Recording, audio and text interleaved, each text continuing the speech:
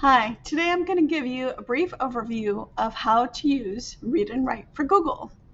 Read and Write for Google is an extension that is loaded to any employee or student at Lawrence School's Google account, and you'll see it in Google Chrome. If you don't see it on your extension list, you could add it by going to the Chrome Web Store, and you'll see over here extensions, and you should see one for Read and Write for Google.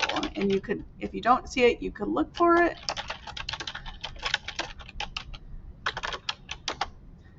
And it should be this purple puzzle piece. You can see it's already installed by our organization. If you are not an employee or student at Lawrence School, then this is a paid service that you would have to purchase. I believe it's free for teachers, but your best bet is to go to texthelp.com and look for information on how to get that. Once it's installed to your account in Google Chrome, so make sure first of all that you're signed in here to your Google Chrome account. I have my extensions pinned up here that I use all the time, and Read and Write for Google is one of them.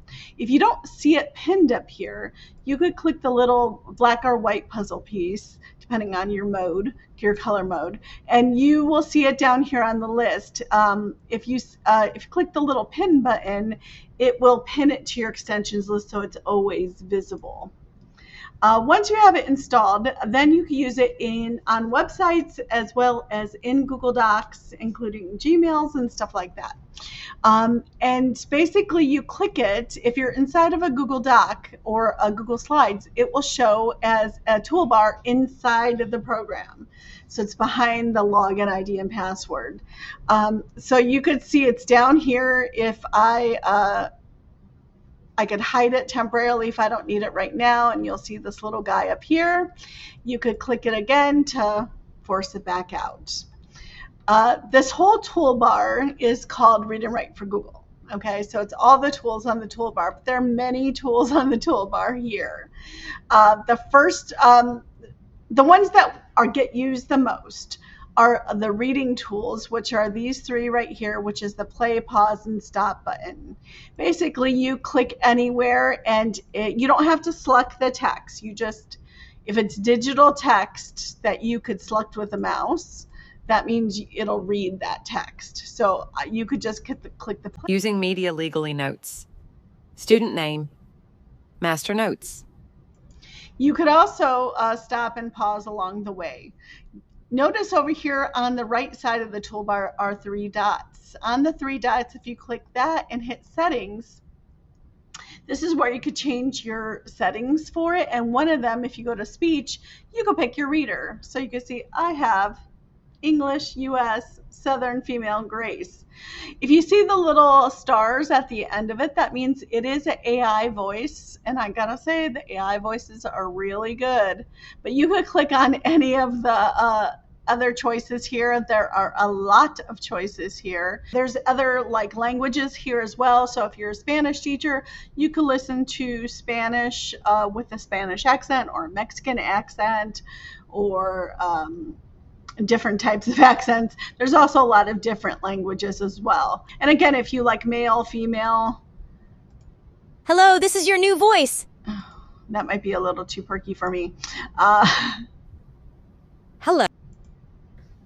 Hello, this is your new voice. I kind of like her. She sounds like a Valley girl. So I'm going to say change voice. You also have some settings in here, including speed. I like to encourage students to slightly increase the speed over time.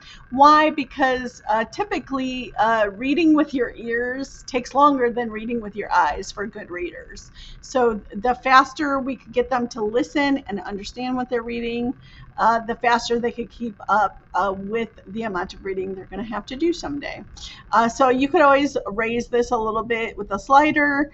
And then you also have choices to either continuously read. I highly recommend that. So it'll just, you start, it'll keep going until you stop. And then these down here, I usually don't recommend it unless you're doing very phonics-based stuff with students and you want them to pause after each sound or word. But otherwise, that's all set, and then you could close it and play again. Date. Media definition. Any channel of communication. So the voice changed and it's saved in now. There's other tools in here that could help different students' needs as well. So one of the first things is here is word prediction. Word prediction is the second tool over here. This is a tool very similar to what you see on your phone when you're texting. Basically, it's going to give you choices based on what you're writing. So the tool in here for word prediction is called CodeWriter. It used to be a standalone program. It has since merged with Read and Write, and it is part of one big tool. So it starts with the most common words or letters that you start with. So if I say the T, it's going to give me all the most common T words. So thoughts. The dog. Der dog. Der dog ran. Oh. The hill. So it's gonna kind of recognize what I'm writing based on what I'm saying. It's giving me words based on copyright. Work. So based on the sentence I wrote before, these are the most common words that start after that kind of sentence. So it again uses kind of statistics to kind of figure out what you're saying with some AI built into it as well. It has a phonetic speller on here. So if you spell something like my phone battery was dying. So if I say my phone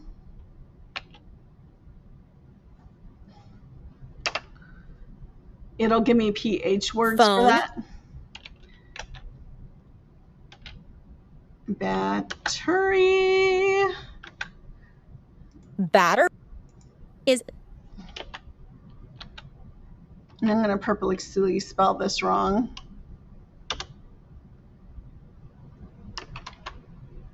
So ding. Dying. It turned into dying because that's how I would spell it phonetically.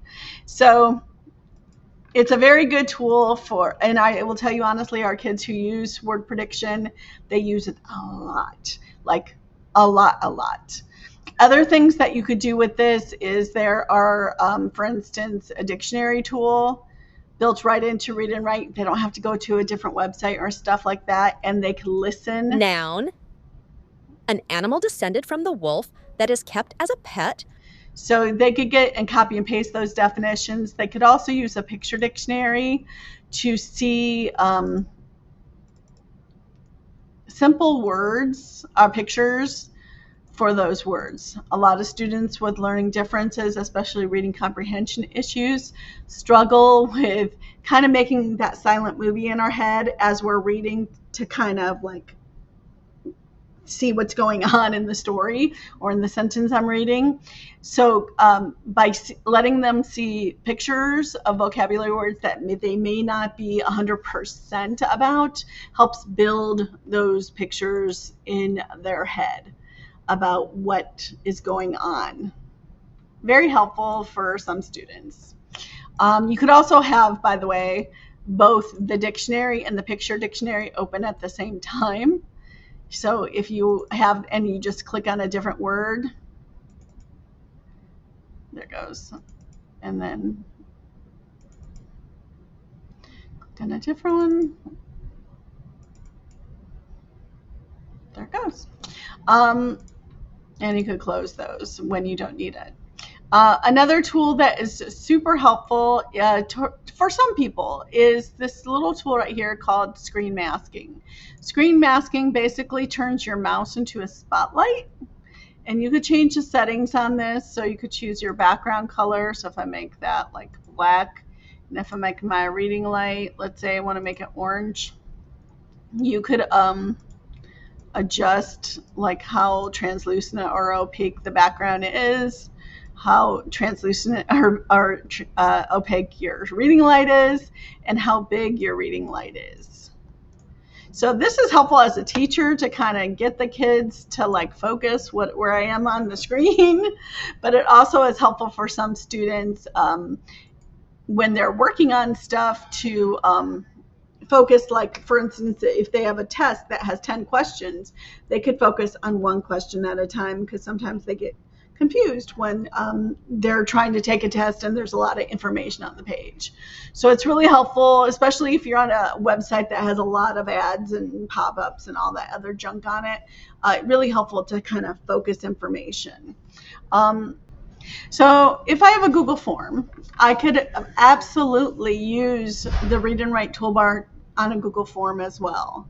So if I was filling out this Google form, I could use word prediction while I was doing it. So this little tool right here, I could listen to any of the questions with either the play button or this tool called hover speech. Hover speech, basically, wherever I put my mouse is where it's going to read. Question 1, asterisk. Okay. There's also, like, you can use the the screen masking tool there. You could highlight stuff. But one of the things, and then you can use the dictionary tools. One tool that you can also use is this tool here which looks like a little microphone.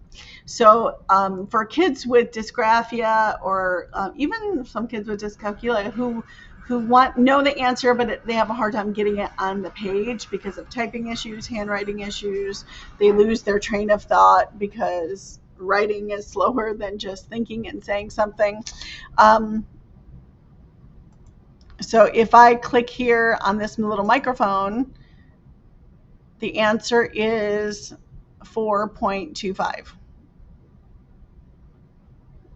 Now, I know I'm not right, but still, like, it'll do the writing for you. It's very similar to Google Voice typing, but you could do this in a Google form. You could do it on a test like Wayground or some other online form. You could use it in a Gmail to dictate your emails back. You could do whatever you want for dictation. So Google Voice typing only works in Google Docs. It doesn't work in any other program. This tool with the microphone, this is called Talk and Type, and Talk and Type basically works everywhere else. So it's a really good dictation tool for many of our students who struggle with written expression or getting their ideas down, or their spelling is just so bad that they want to avoid misspellings. It's a really, really great tool. And that's the main tools of read and write in a nutshell. I hope this was helpful.